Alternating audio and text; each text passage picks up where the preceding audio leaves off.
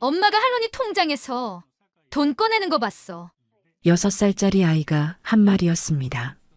저는 손에 쥐고 있던 블록을 내려놓았습니다. 아이는 여전히 해맑은 얼굴이었습니다. 자기가 방금 어른 하나의 세계를 통째로 무너뜨렸다는 걸 꿈에도 몰랐겠죠. 저는 그날 밤 통장을 열었습니다. 2년, 3,500만 원.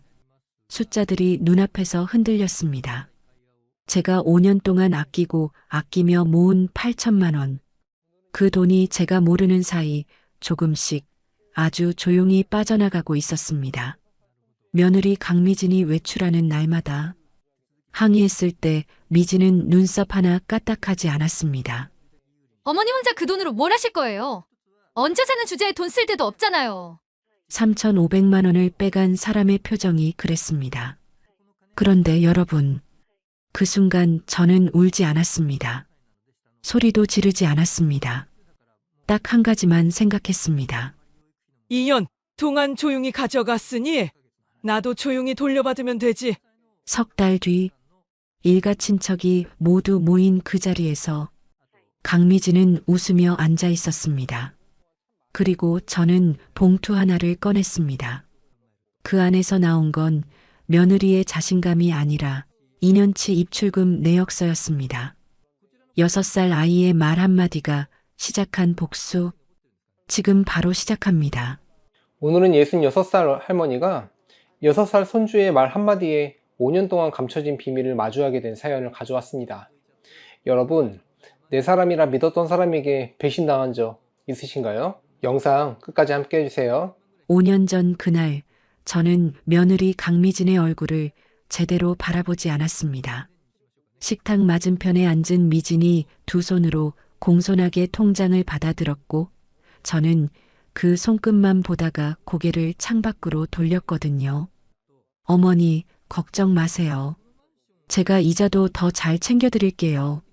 목소리는 조용하고 반듯했습니다. 남편을 떠나보낸 지 석 달도 되지 않아 몸과 마음이 축 처져 있던 저는 그 말 한마디를 의심할 기력이 없었죠. 보험금과 평생 아껴 모은 돈을 합쳐 8천만 원. 그 숫자가 며느리의 손으로 건너가는데 걸린 시간은 채 5분도 되지 않았습니다. 이후 5년 동안 저는 그 통장을 한 번도 들여다보지 않았어요. 미진이 관리한다는 믿음도 있었고 솔직히 돈 쓸 일이 없기도 했거든요. 66살인 저의 하루는 단순했습니다. 아침이면 아들 강태연의 아파트 현관문을 열고 들어가 손주 강민재를 돌보고 밥을 짓고 저녁이 오면 제 방으로 돌아오는 것이었죠. 태연의 아파트에서 밥을 짓고 민재 기저귀를 갈고 설거지통에 물이 빠지는 소리를 들으며 하루를 마감하고 또 아침이면 현관문을 열고 들어갔습니다. 그 반복이 쌓여 1년이 되고 2년이 되고 어느새 5년이 되었더군요. 그날도 아무것도 다를 것이 없는 오후였습니다. 미진이 외출 준비를 마치고 거실로 나오며 어머니, 민재 좀 부탁드려요라고 했고 현관문이 닫혔습니다. 아파트 안에는 민재와 저만 남았습니다. 민재는 거실 바닥에 쪼그리고 앉아 블록을 쌓고 있었습니다. 파란 블록 위에 노란 블록, 그 위에 빨간 블록. 작은 손이 하나씩 올릴 때마다 탑이 조금씩 높아졌고 아이의 눈썹은 집중으로 잔뜩 모여 있었죠.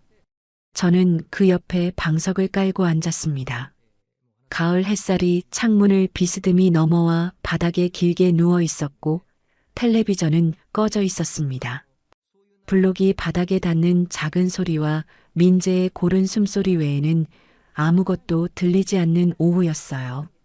그런데 민재가 갑자기 손을 멈췄습니다.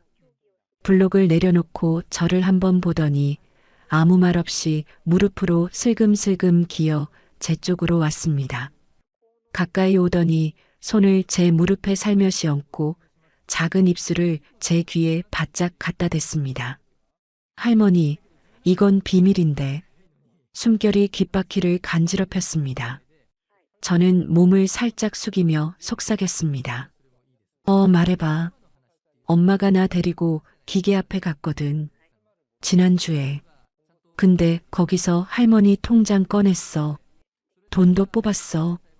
저는 아이의 눈을 바라봤습니다. 맑고 흔들림이 없었습니다.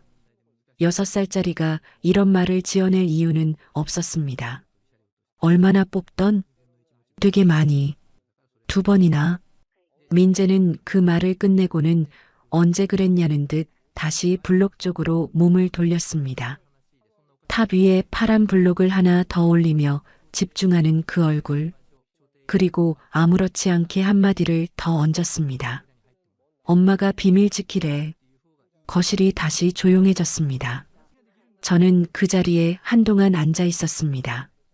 창가에 비스듬히 걸쳐 있던 햇살이 조금씩 기울었고 민재의 블록탑은 아이의 키만큼 높아졌다가 와르르 무너졌습니다. 아이가 소리를 내어 웃었습니다. 저는 그 웃음소리를 들으면서 가슴 한가운데에서 딱딱하고 묵직한 무언가가 천천히 자리를 잡는 것을 느꼈습니다. 뜨겁지도 차갑지도 않은 것이었습니다. 그냥 단단해지려는 무언가가 안쪽에서 조용히 자라나고 있었죠. 아이에게 비밀을 당부한 사람이 누구인지 저는 알고 있었습니다. 그 사람이 왜 6살짜리 입에 자물쇠를 채우려 했는지도. 저는 천천히 일어났습니다. 외투를 꺼내 입으면서 민재를 봤습니다. 민재야, 할머니 잠깐 아래 다녀올게. 혼자 잘 있을 수 있지? 응. 블록을 다시 쌓기 시작하는 아이의 뒤통수를 한 번 더 보고 나서 저는 현관문을 조용히 닫았습니다. 은행은 아파트에서 걸어서 5분 거리였습니다. 그 5분 동안 저는 스스로를 안심시키려 했습니다. 괜찮을 거라고. 아이가 잘못 본 거라고. 혹시 다른 통장이었을 거라고.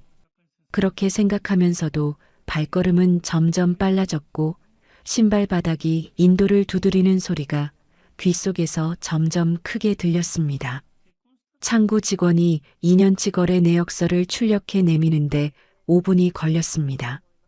저는 그 종이를 받아드는 순간 손이 멈췄습니다.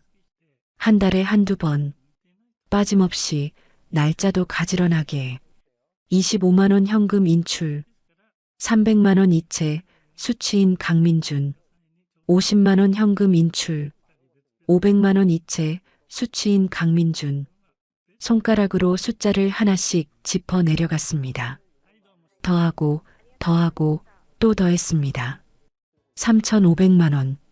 8천만 원이었던 통장에 남은 건 4,500만 원이었습니다. 확인 다 되셨어요?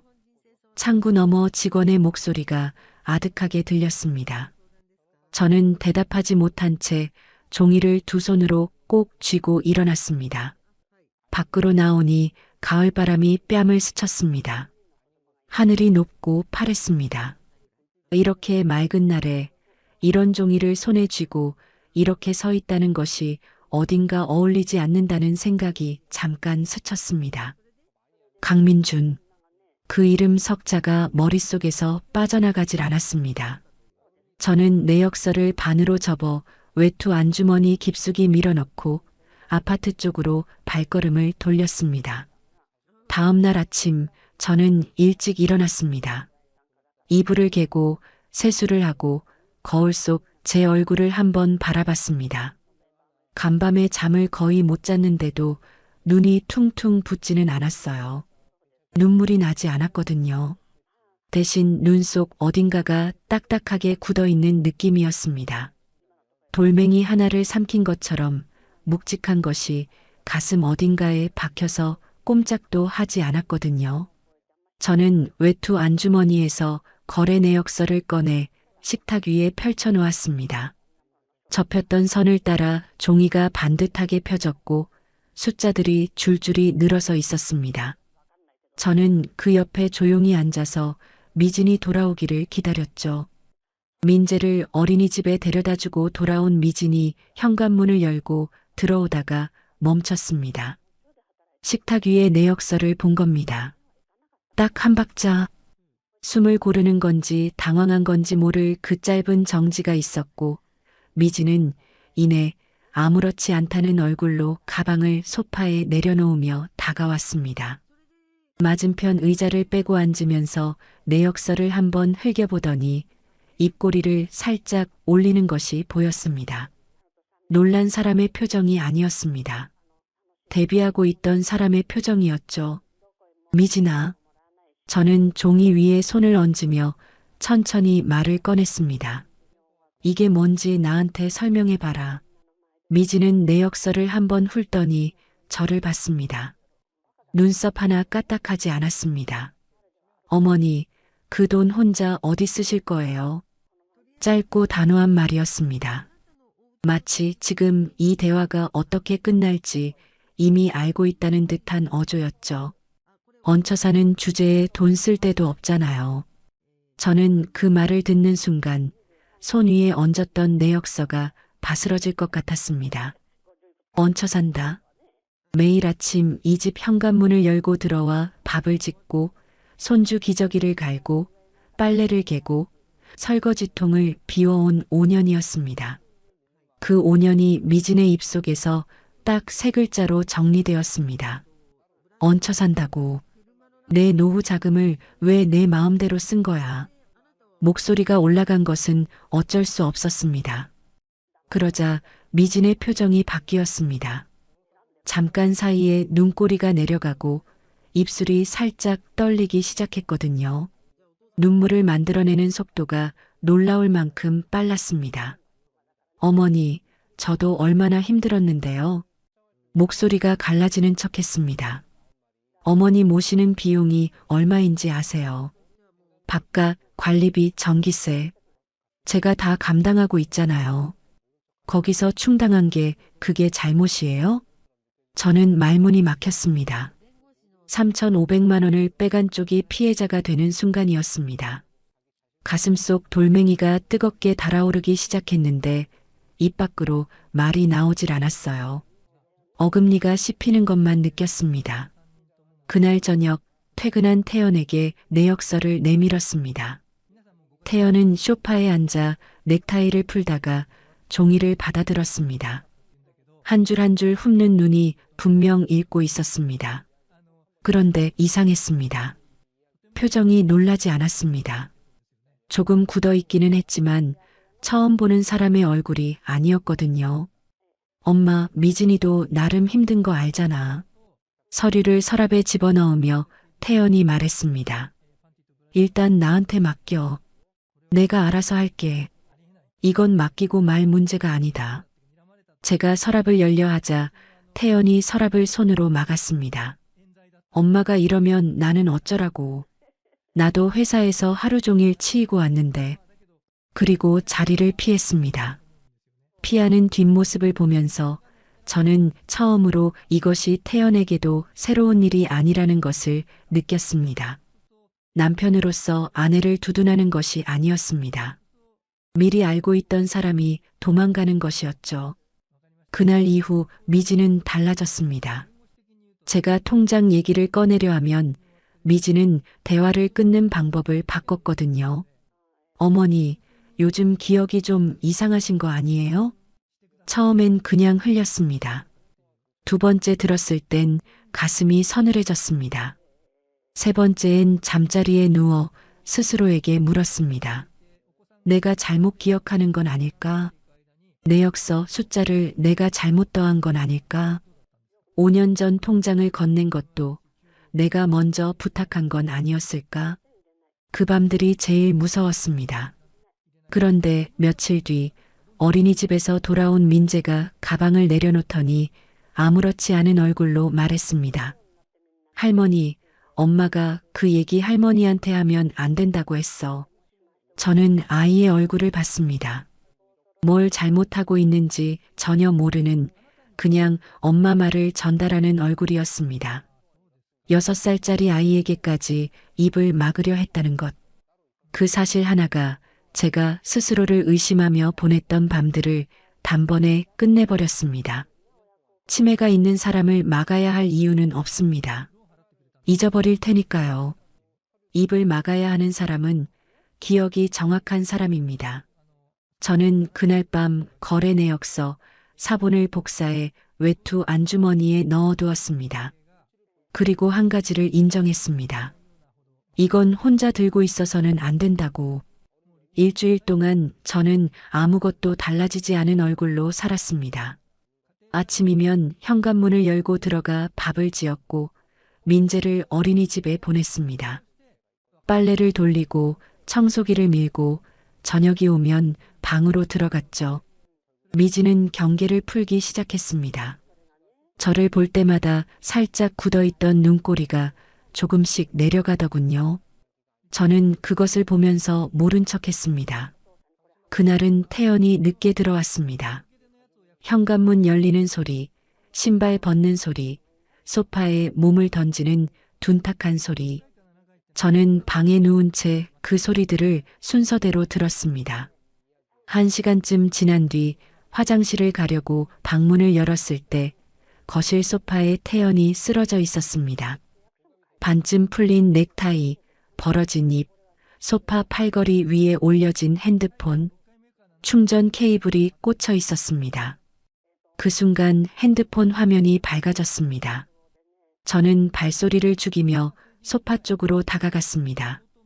화면에 알림 한 줄이 떠 있었습니다. 강미진 오빠 거 이번 달분은 넣었어.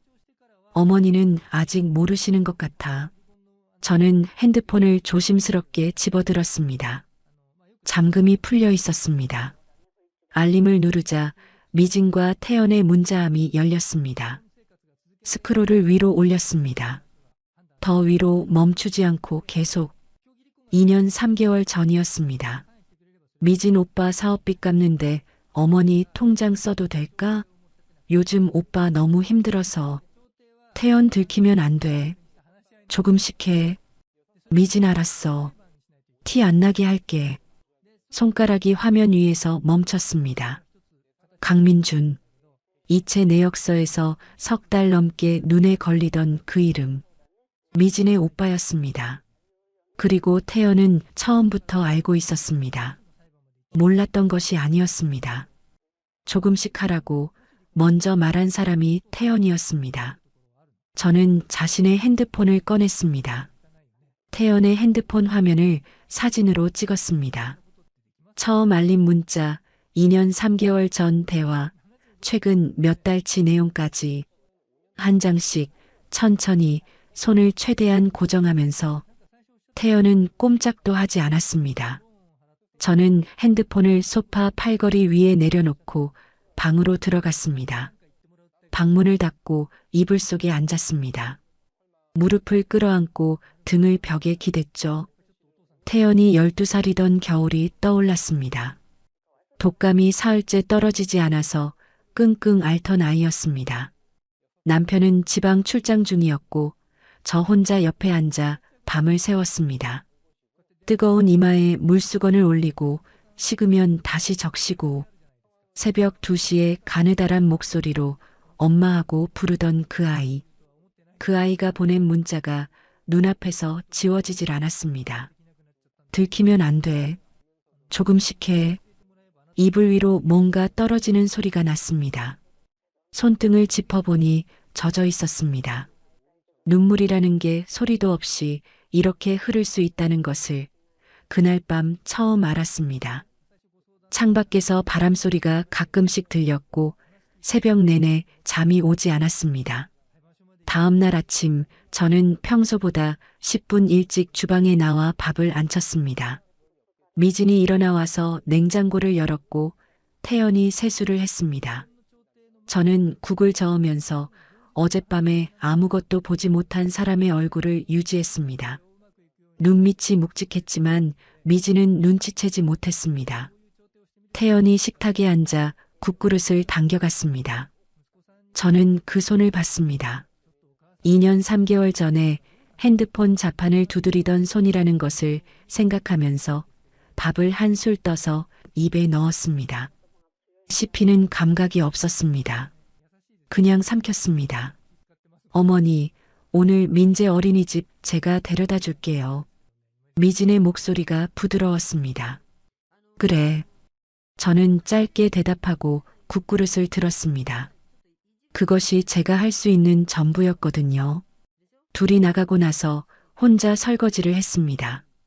그릇을 헹구면서 물소리를 들었습니다.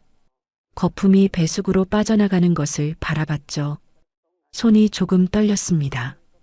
뜨거운 물인지 차가운 물인지 잘 느껴지지 않았습니다. 아파트를 나서 엘리베이터를 탄 것은 오후였습니다. 게시판에 주민 공지들이 빼곡히 붙어 있었습니다. 그 사이에 반으로 접힌 작은 안내문 하나가 끼어 있었습니다. 모르고 지나치기 쉬운 크기였는데 어쩐지 그 종이의 글자가 먼저 눈에 들어왔습니다. 노인 재정 피해 무료 상담 복지관. 저는 핸드폰을 꺼내 사진을 찍었습니다. 그날 오후 처음으로 복지관 문을 밀었습니다. 상담실은 생각보다 작았습니다. 창가에 화분이 2개 놓여 있었고 채광이 좋아서 안이 환했습니다. 사회복지사 박수연은 서류를 정리하다 고개를 들었는데 제가 말을 꺼내기도 전에 앉으세요라고 했습니다. 재촉하지 않는 목소리였습니다. 저는 외투 안주머니에서 거래 내역서 사본을 꺼냈습니다. 그리고 핸드폰에서 문자 사진을 찾아 테이블 위에 놓았습니다. 며느리가 제 통장에서 돈을 빼갔어요. 아들도 처음부터 알고 있었고요.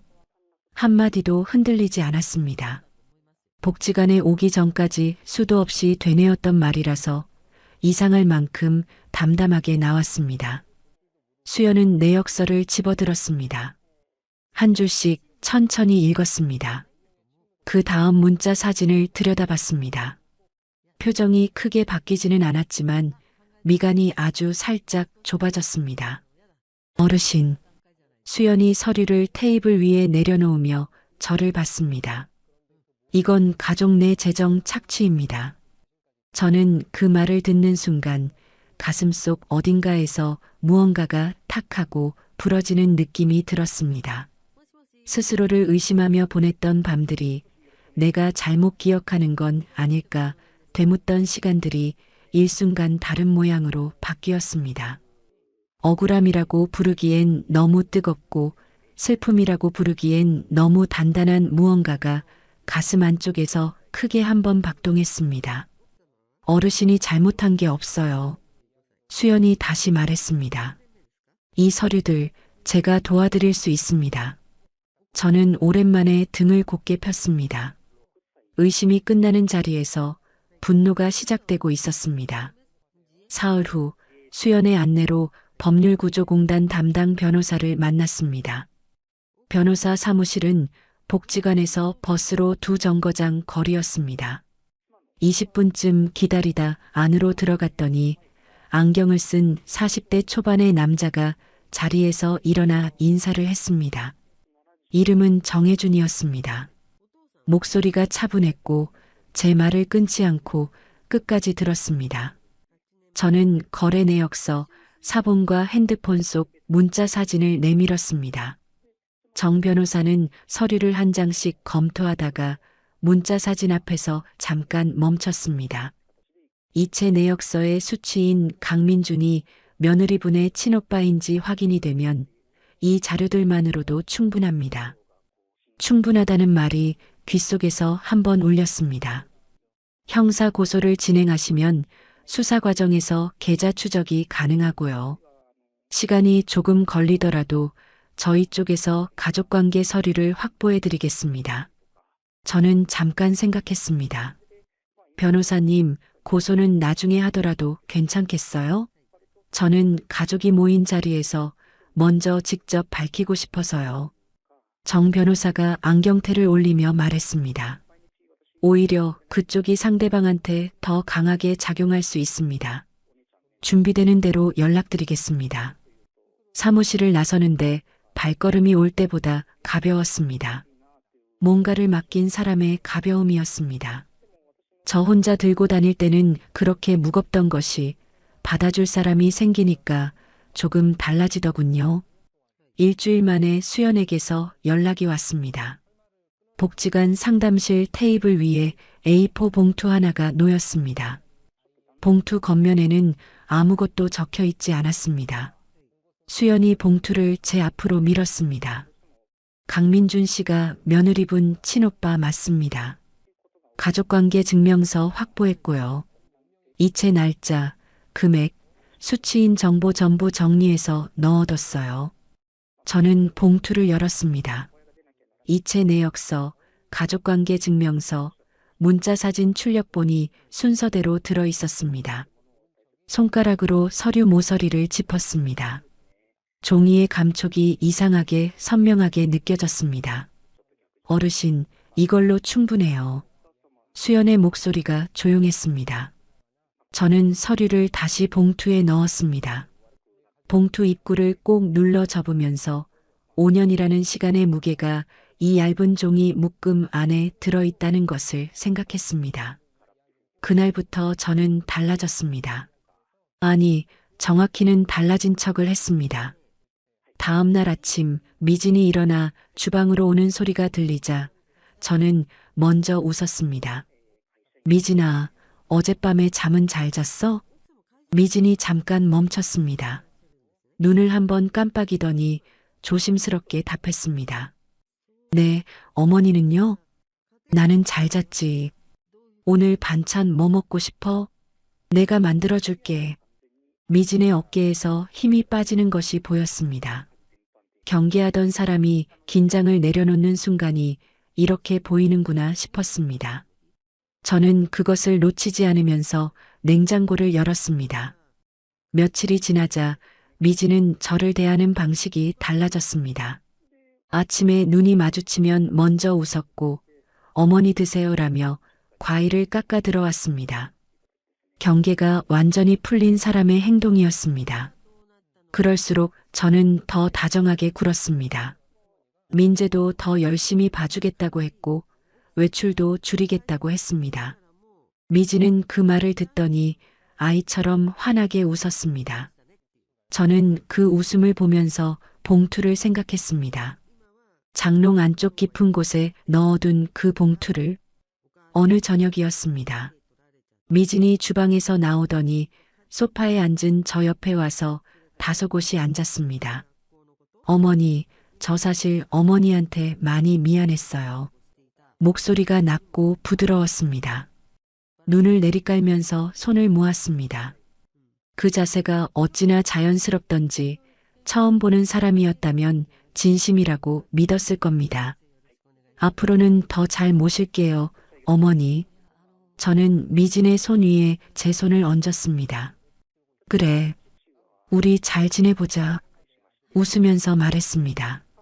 손바닥 아래로 미진의 체온이 느껴졌고 저는 그 따뜻함을 느끼면서 속으로 봉투 속 서류 목록을 하나씩 되짚었습니다. 이체 내역서, 가족관계 증명서, 문자 사진 출력본, 순서대로 빠짐없이. 사람이 가장 위험한 순간은 자신이 이겼다고 믿을 때라는 것을 저는 5년 동안 당하면서 배웠거든요. 며칠 뒤 태연이 퇴근하고 들어와 소파에 앉았습니다. 미진이 주방에서 저녁을 차리는 소리가 들렸고 민재는 방에서 장난감을 가지고 놀고 있었습니다. 태연이 낮은 목소리로 말했습니다. 엄마, 다음 달에 내 생일인 거 알지? 미진이가 친척들 다 부르고 싶다는데. 저는 텔레비전을 보면서 짧게 대꾸했습니다. 그래, 좋지. 화해한 거 맞지, 엄마? 저는 그제야 태연을 봤습니다. 눈 속에 불안이 있었습니다. 정확히는 아직 정리가 안 된 사람의 눈이었습니다. 잘못했다는 마음과 들킬까봐 두려운 마음이 뒤섞인 채로 화해라는 말로 덮어버리고 싶은 눈이었죠. 화해했지. 저는 다시 텔레비전으로 눈을 돌렸습니다. 태연은 그 대답에 안심했는지 핸드폰을 꺼내 들었습니다. 그날 밤 저는 수연에게 짧은 문자를 보냈습니다. 날짜 정해졌어요. 다음 달 생일 파티. 수연에게서 곧 답이 왔습니다. 어르신, 잘하실 수 있어요. 저 여기 있을게요. 저는 핸드폰을 내려놓고 장롱 앞으로 갔습니다. 문을 열고 안쪽 깊은 곳에 손을 넣었습니다. 봉투가 손에 잡혔습니다. 꺼내서 한번 확인했습니다. 이체 내역서, 가족관계 증명서, 문자 사진 출력본, 전부 있었습니다. 저는 봉투를 다시 장롱 안에 넣고 문을 닫았습니다. 3주. 숫자가 머릿속에 또렷하게 박혔습니다. 저는 방 안불을 끄고 자리에 누웠습니다. 천장을 바라보는데 눈이 맑았습니다. 밤이 다 지나도록 잠들지 못했던 그 밤들과 달리 이상할 만큼 고요했습니다. 기다리는 일이 이렇게 편안할 수도 있다는 것을 처음 알았습니다. 준비가 된 사람에게 기다림은 공포가 아니라 고요입니다. 파티 2주 전 수연과 복지관 앞 벤치에 나란히 앉았습니다. 늦가을 오후였습니다. 바람이 가끔씩 불었고 불 때마다 은행나무잎 몇 장이 벤치 앞 보도블록 위로 내려앉았습니다. 수연이 종이컵 2개에 국화차를 따라줬습니다. 받아드니 손바닥이 따뜻해졌습니다. 국화향이 코끝을 조용히 건드렸습니다. 한동안 둘 다 말이 없었습니다. 어르신, 무섭지 않으세요? 수연이 먼저 물었습니다. 질문이라기보다 조심스럽게 꺼낸 말에 가까웠습니다. 저는 컵을 두 손으로 감싸쥐면서 잠깐 생각했습니다. 무서운 건 진작에 지나갔어요. 수연이 저를 봤습니다. 혼자 의심하던 그 밤들이 제일 무서웠지. 내가 잘못 기억하는 건가? 내가 이상한 건가? 그게 제일 무서웠어요. 수연은 아무 대꾸도 하지 않았습니다. 차를 한 모금 마시며 앞을 봤습니다. 저도 앞을 봤습니다. 보도블록 위에 내려앉은 은행잎 하나가 바람에 밀려 천천히 구르다가 멈췄습니다. 그 침묵이 편했습니다. 위로한다고 말을 보태지 않는 사람 옆에 있는 것이 이렇게 편안하다는 것을 저는 오래간만에 알았습니다. 그 무렵 저의 하루는 겉으로 보기에 아무것도 달라진 것이 없었습니다. 아침이면 현관문을 열고 들어갔고 밥을 지었습니다. 민재를 어린이집에 보낸 뒤 청소기를 밀었고 빨래를 갰습니다. 미진이 외출하면 조용한 거실에 앉아 창밖을 봤습니다. 가을 하늘이 높고 맑은 날이 계속됐습니다. 달라진 것이 있다면 저는 더 이상 잠을 못 이루지 않는다는 것이었습니다. 어린이집에서 돌아온 민재가 신발을 벗다 말고 달려와 제 무릎에 올라탔습니다. 오늘 어린이집에서 친구랑 싸웠다고, 근데 나중에 화해했다고, 그래서 과자 나눠 먹었다고. 쉬지 않고 떠드는 입을 들으면서 등을 토닥였습니다. 할머니, 기분 좋아? 민재가 갑자기 물었습니다. 왜? 할머니 요즘 자꾸 웃어. 저는 아이의 얼굴을 내려다봤습니다. 눈썹이 살짝 올라가 있었습니다. 진짜 궁금해서 묻는 얼굴이었습니다. 민재 보면 기분 좋지. 나 보면 왜 기분 좋아? 그냥은 이유가 아니잖아. 어이없게도 피식 웃음이 나왔습니다. 웃음이 나온 것이 스스로도 놀라웠습니다. 5년 동안 이 집에서 웃을 때마다 이유를 따지다가 이유 없이 웃어버린 겁니다. 민재가 그 웃음을 보고 따라 웃었습니다. 아이의 웃음소리는 높고 맑았습니다. 창문을 넘어 들어오는 햇살이 거실 바닥에 넓게 깔려 있었고 그 안에서 민재의 웃음소리가 퍼졌습니다. 저는 그 순간이 어딘가에 새겨지는 것을 느꼈습니다. 나중에 돌아볼 수 있게 단단하고 선명하게. 어느 저녁 미진이 주방에서 나와 거실 소파에 앉으며 말했습니다. 어머니, 파티 자리 맨 앞에 제일 좋은 데로 마련해뒀어요. 목소리가 밝았습니다. 파티 준비에 들떠있는 사람의 목소리였습니다. 고맙다. 저는 텔레비전에서 눈을 떼지 않고 짧게 말했습니다. 미지는 잠깐 저를 보더니 소파 팔걸이에 기대며 덧붙였습니다. 어머니 친척분들도 오시잖아요. 제가 얼마나 잘 모시는지 보시겠죠. 저는 그 말을 듣고 처음으로 텔레비전에서 눈을 떼어 미진을 봤습니다. 환하게 웃고 있었습니다. 제가 완전히 누그러들었다고 믿는 사람의 웃음이었습니다. 그 자신감이 어디서 오는지 저는 알고 있었습니다. 이겼다고 생각하는 사람만이 그렇게 웃을 수 있거든요. 그래, 잘 부탁한다. 저는 다시 텔레비전으로 눈을 돌렸습니다. 미진이 어머니가 이해해 주셔서 정말 다행이에요라고 말하며 방으로 들어가는 발소리가 들렸습니다. 발소리가 완전히 사라질 때까지 기다렸다가 저는 장롱 쪽으로 눈을 돌렸습니다. 거기까지 거리는 3걸음이었습니다. 파티 사흘 전이었습니다. 민재가 잠든 뒤 저는 핸드폰을 들고 방으로 들어갔습니다.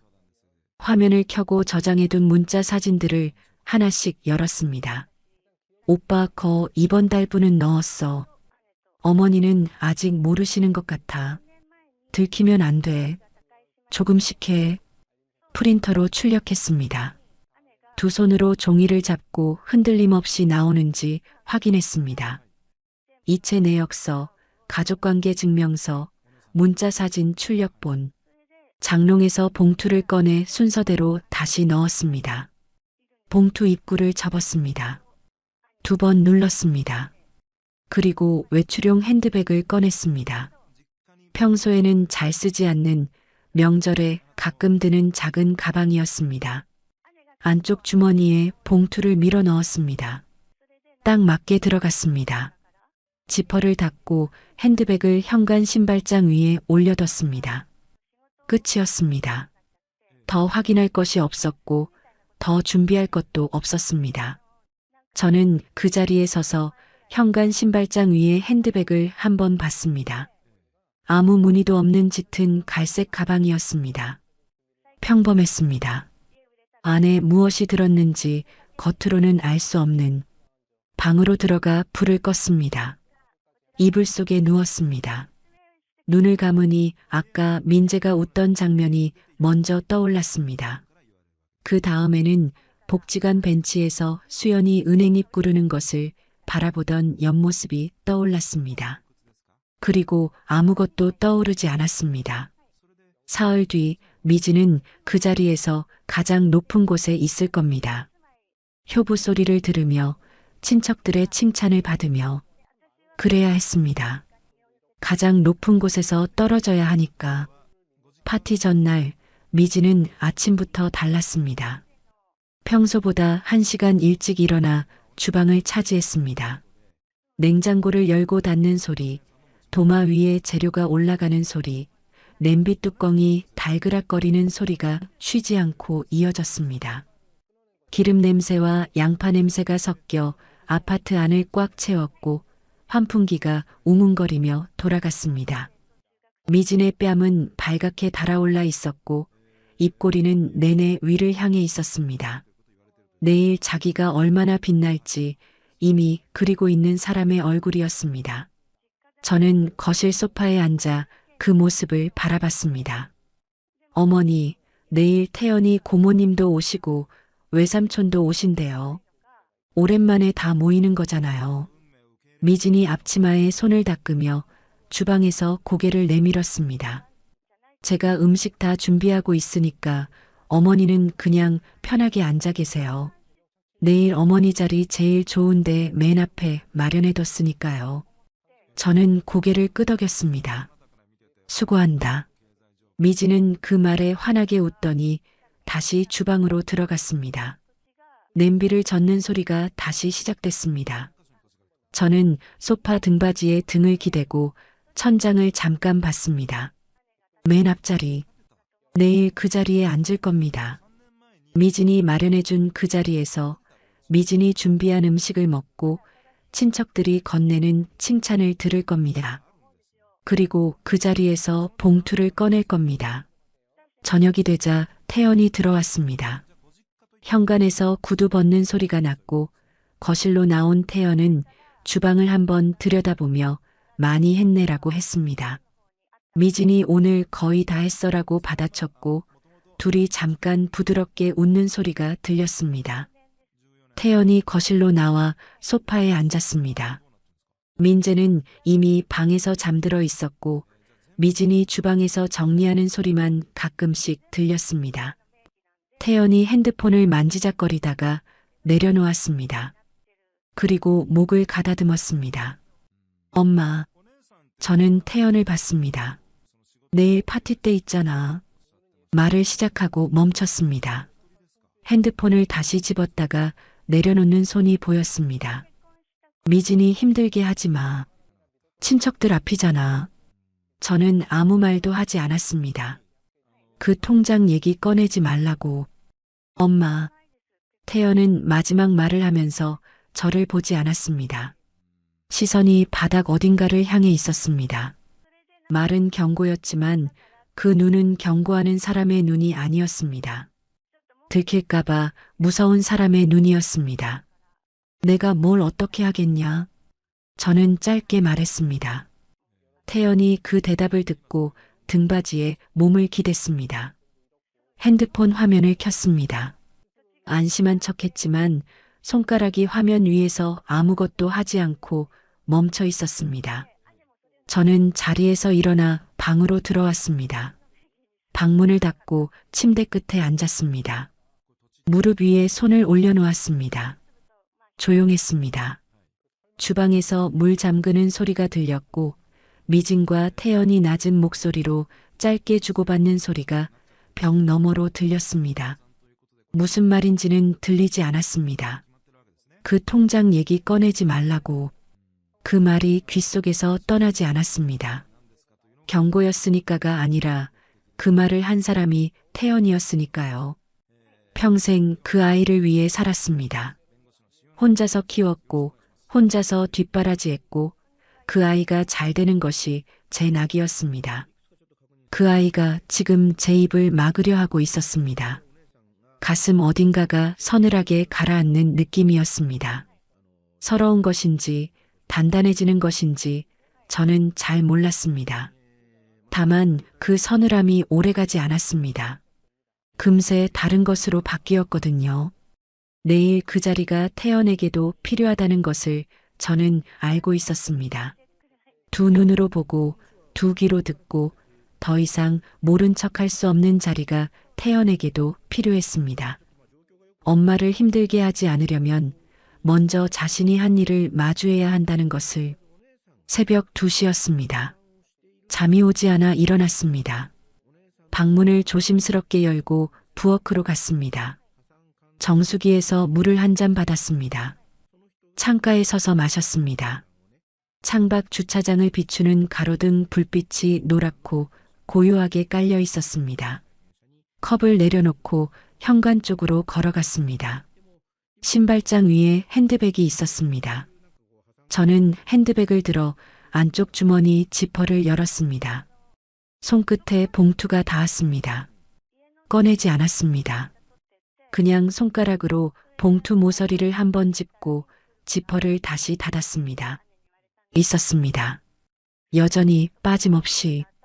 핸드백을 신발장 위에 다시 올려놓았습니다. 주차장 가로등이 현관 유리문 틈으로 가느다랗게 들어와 바닥에 선 하나를 그어놓고 있었습니다. 저는 그 선을 밟으며 방으로 돌아왔습니다. 이불 속에 누웠습니다. 눈을 감았습니다. 내일이면 됩니다. 딱 하루.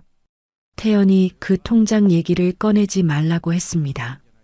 맞는 말이었습니다. 저도 통장 얘기 같은 건 꺼낼 생각이 없었거든요. 이체 내역서, 가족관계 증명서, 문자 사진 출력본. 말 대신 그것들이 말할 테니까요. 눈꺼풀이 조용히 무거워졌습니다. 바람 소리가 창문을 한번 건드리고 지나갔습니다. 그리고 이번엔 잠이 왔습니다. 파티 당일 오후 2시 태연의 거실은 사람들로 가득 찼습니다. 태연의 고모 강정숙 내외, 태연의 외삼촌 오병수 내외, 미진 쪽 친척 서너 명, 거기에 오래된 지인들까지 모두 12명이 거실과 식탁 주변을 채웠습니다. 음식 냄새와 사람 냄새가 뒤섞였고 웃음소리와 말소리가 겹겹이 쌓였습니다. 미진은 달랐습니다. 앞치마도 없이 말끔하게 차려입은 채로 음식을 날랐습니다. 누가 뭘 달라기 전에 먼저 갖다 놓았고 어른 앞에서는 허리를 굽혔습니다. 태연의 고모 강정숙이 젓가락을 들다가 말고 감탄했습니다. 아이고, 요즘 세상에 이런 며느리가 어디 있어. 태연이 복받았네, 복받았어. 미진이 수줍은 듯 고개를 숙였습니다. 별 말씀을요, 고모님. 당연히 해야죠. 저는 그 자리 맨 앞에 앉아 있었습니다. 미진이 마련해준 자리였습니다. 앞이 탁 트여 거실 전체가 보이는 모든 사람의 시선이 모이는 자리였습니다. 잘 됐다고 생각했습니다. 태연이 자리에서 일어나 컵을 들었습니다. 오늘 이렇게 와주셔서 감사하고요. 특히 이 자리 처음부터 끝까지 준비한 미진이한테 박수 한번 쳐주세요. 박수 소리가 거실을 채웠습니다. 미진이 환하게 웃으며 고개를 숙였습니다. 뺨이 발그레했습니다. 칭찬받는 것이 당연한 사람의 얼굴이었습니다. 친척들의 시선이 일제히 미진에게 쏠렸고 미진은 그 시선들을 온몸으로 받아내고 있었습니다. 바로 그 순간이었습니다. 저는 조용히 자리에서 일어났습니다. 핸드백을 무릎에서 들어 안쪽 주머니 지퍼를 열었습니다. 봉투가 손에 잡혔습니다. 꺼내 식탁 위에 올려놓으면서 말했습니다. 저도 드릴 말씀이 있어서요. 목소리가 얼마나 차분하게 나왔는지 스스로도 놀랐습니다. 웃음소리가 가라앉았습니다. 사람들의 시선이 미진에게서 저에게로 옮겨왔습니다. 미진의 웃음이 멈췄습니다.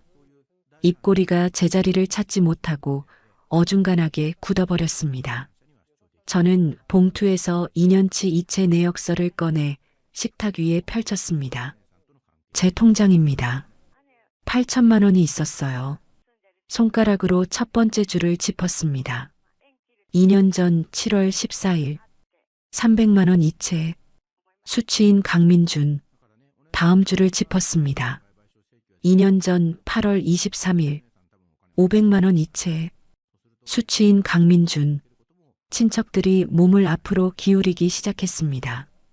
강정숙이 눈살을 찌푸리며 내역서를 들여다봤습니다. 미진의 얼굴이 조금씩 하얗게 변해가고 있었습니다. 전부 더하면 3,500만 원입니다.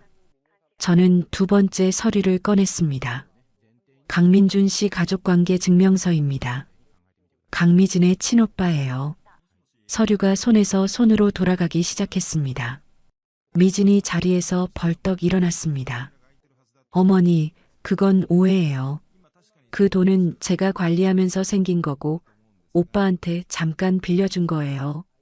다 갚을 거라고요. 목소리가 높아졌습니다. 아직 수습이 된다고 믿는 사람의 목소리였습니다. 저는 미진을 봤습니다. 미진아. 딱 두 글자를 불렀습니다. 그 두 글자만으로 미진의 말문이 막혔습니다.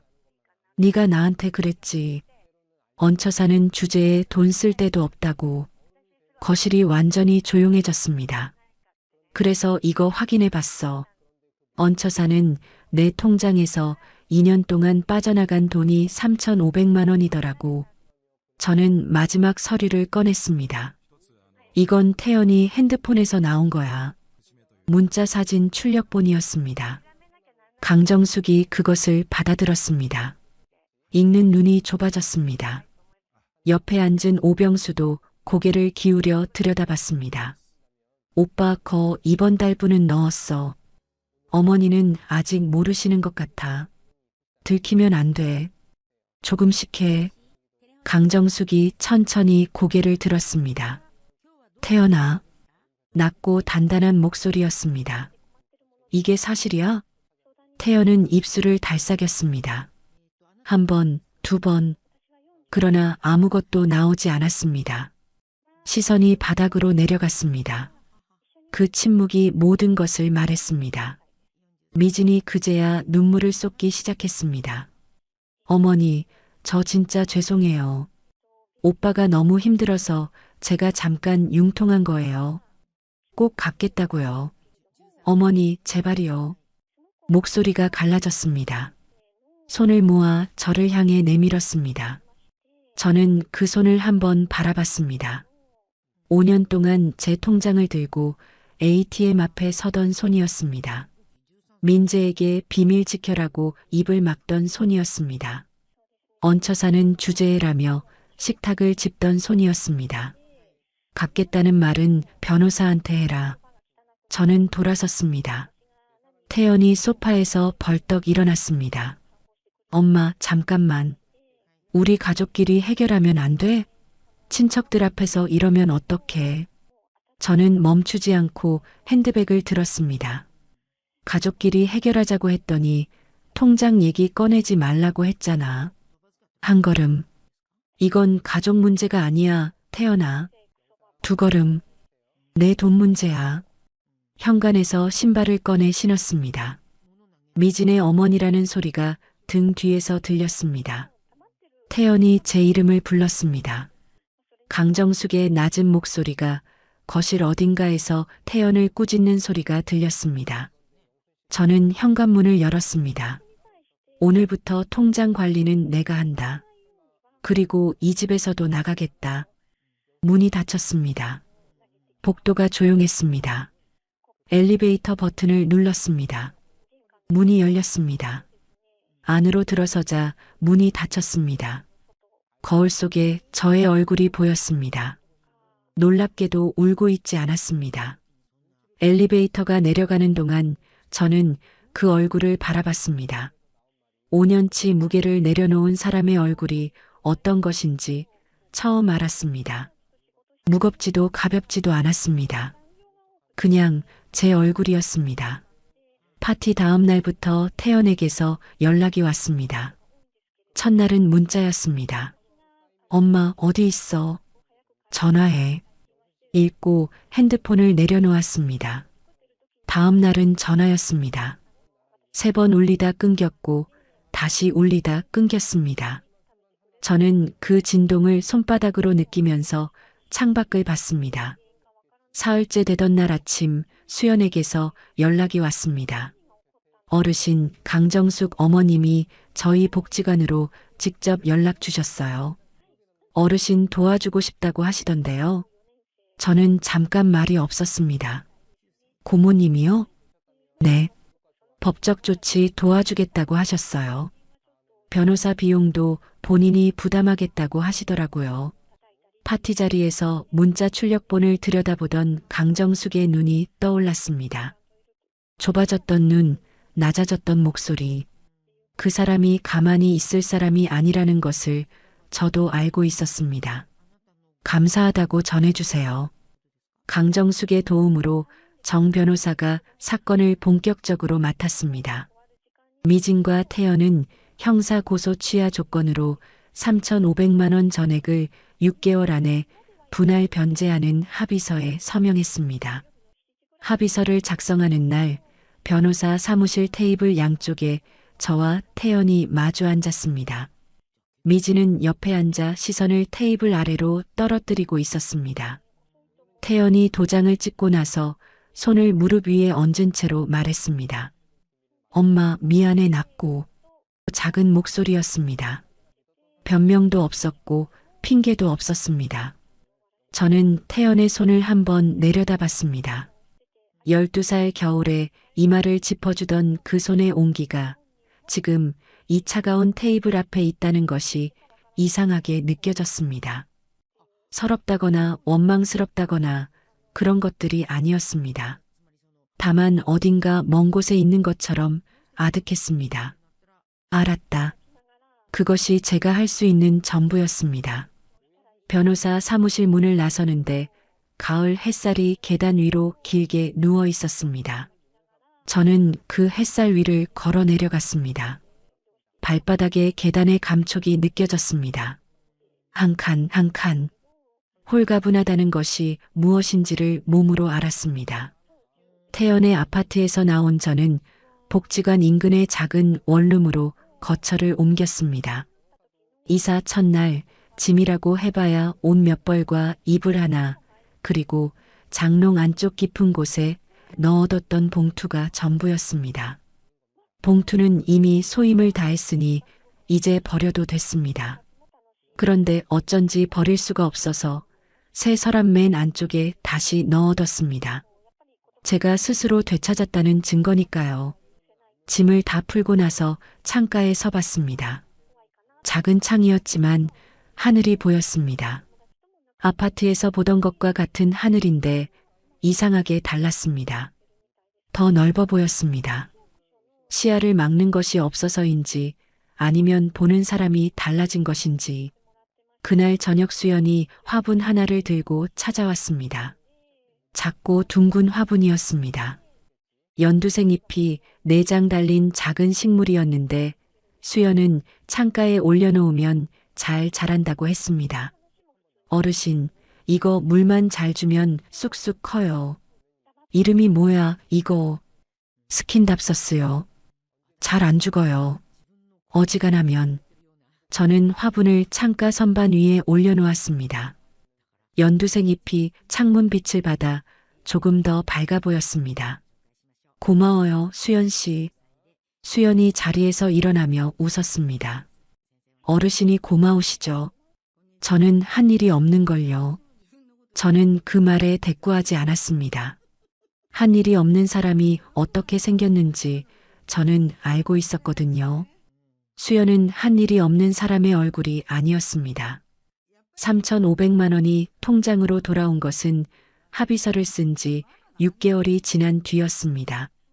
첫 번째 분할금이 들어오던 날 저는 통장을 들고 은행에 갔습니다. 잔액을 확인했습니다. 4,500만 원이었습니다. 첫 분할금이 더해져 조금 늘어 있었습니다. 숫자를 오래 들여다봤습니다. 이 숫자가 돌아오기까지 얼마나 걸렸는지, 그 시간 동안 무슨 일이 있었는지 창구 직원은 알 리 없었습니다. 저는 조용히 통장을 닫았습니다. 돌아가는 버스 안에서 창밖을 봤습니다. 버스가 아파트 단지 앞을 지나갔습니다. 태연의 아파트가 보이는 거리였습니다. 저는 그 건물을 보면서 아무 감정이 일어나지 않는다는 것을 알았습니다. 분하지도 않았고 그립지도 않았습니다. 그냥 지나쳤습니다. 그것으로 충분했습니다. 한편 그 시각 태연과 미진의 사이는 서로에 대한 책임 공방으로 냉랭하게 굳어가고 있었습니다. 파티 자리에서 있었던 일은 친척들 사이에서 조용히 퍼져나갔고 미진은 오랫동안 얼굴을 들지 못했습니다. 강민주는 정 변호사로부터 별도의 민사 청구 통보를 받았고 빌린 돈을 갚겠다며 큰 소리치던 사람이 전화기를 들지 않기 시작했습니다. 미진이 남편을 탓하고 남편이 아내를 탓하는 사이 그 집안의 공기는 날이 갈수록 무거워졌습니다. 저는 그것을 직접 보지 않았습니다. 볼 이유가 없었거든요. 민재는 매주 토요일 원룸으로 찾아왔습니다. 태연이 데려다주고 돌아갔습니다. 아이만 남겨두고 가는 것이 어색한지 태연은 올 때마다 현관 앞에서 잠깐 머뭇거렸습니다. 저는 그 머뭇거림을 못 본 척했습니다. 지금은 그것으로 충분했습니다. 민재를 위해 블록 세트를 새로 하나 샀습니다. 창가 선반 위 수연이 가져다 준 화분 옆에 올려뒀습니다. 민재가 올 때마다 그것을 꺼내 쌓았습니다. 원룸 바닥이 좁아서 크게 만들기는 어려웠지만 아이는 개의치 않았습니다. 좁으면 좁은 대로 쌓고 무너지면 무너진 대로 웃었습니다. 어느 토요일 오후였습니다. 민재가 블록을 쌓다가 고개를 들었습니다. 할머니 할게? 라고 묻는 것처럼 저를 봤습니다. 저도 바닥에 앉아 블록을 하나 집어 탑 위에 얹었습니다. 민재가 그 위에 하나를 더 얹었습니다. 그렇게 몇 번을 주고받다가 민재가 갑자기 손을 멈췄습니다. 할머니, 응? 나 그때 비밀 말해도 됐어? 저는 아이의 얼굴을 봤습니다. 까맣고 맑은 눈이었습니다. 잘한 것인지 못한 것인지 아직도 모르는 얼굴이었습니다. 그 눈 속에 어떤 무게도 없었습니다. 아이는 그냥 궁금했던 겁니다. 됐지. 저는 블록을 하나 더 얹으며 말했습니다. 네가 최고야, 민재. 아이가 씩 웃었습니다. 그리고 다시 블록을 집었습니다. 저는 그 웃음을 바라봤습니다. 이 아이의 말 한마디가 어디서 시작해서 어디까지 뻗어나갔는지 아이는 영영 모를 겁니다. 알 필요도 없었습니다. 6살짜리는 그냥 오늘 블록을 쌓으면 됩니다. 창가 선반 위 수연이 가져다 준 화분의 연두색 잎이 창문 빛을 받아 조용히 흔들렸습니다. 처음 왔을 때보다 잎이 2장 더 늘어 있었습니다. 여러분, 오영순 씨는 5년 동안 참 많은 것을 잃었습니다. 돈도 잃었고, 잠도 잃었고, 스스로를 믿는 마음도 한동안 잃었습니다. 그런데 영순 씨가 가장 오래 붙들고 있었던 것은 따로 있었습니다. 설마 내 아들이, 설마 내 며느리가, 그 설마 하나가 영순 씨를 5년 동안 묶어두었습니다. 그런데 여러분, 그 설마를 끊어낸 것이 변호사도 서류도 법도 아니었습니다. 6살짜리 아이의 말 한마디였습니다. 아이는 설마를 모릅니다. 본 것은 본 것이고 아닌 것은 아닌 겁니다. 눈치를 볼 줄도 모르고 상황을 포장할 줄도 모릅니다. 그래서 아이의 입에서 나온 말이 어른 10명의 침묵을 이겼습니다. 어른이 된다는 것이 꼭 더 많이 아는 것만은 아닌 것 같습니다. 때로는 알면서도 모른 척하는 법을 배우는 것이 어른이 되는 과정처럼 느껴질 때가 있거든요. 의심하며 보냈던 그 밤들처럼요. 노인 재정 착취는 먼 나라 이야기가 아닙니다. 통장 하나, 도장 하나, 방심한 순간 하나로 시작됩니다. 내 가족이니까 괜찮겠지, 설마 그럴 리 없겠지 하는 마음이 가장 큰 틈이 됩니다. 소중한 분들 곁에 계신다면 오늘 이 이야기를 꼭 한번 나눠주세요. 오늘 이 이야기에서 가장 기억에 남는 장면이 있으시다면 댓글로 남겨주세요. 여러분의 이야기도 언제든지 기다리고 있습니다. 공감이 되셨다면 구독과 좋아요, 알림 설정 꼭 부탁드릴게요. 다음에는 더 재미있는 사연으로 또 찾아뵙겠습니다. 항상 건강하시고 행복하세요. 감사합니다.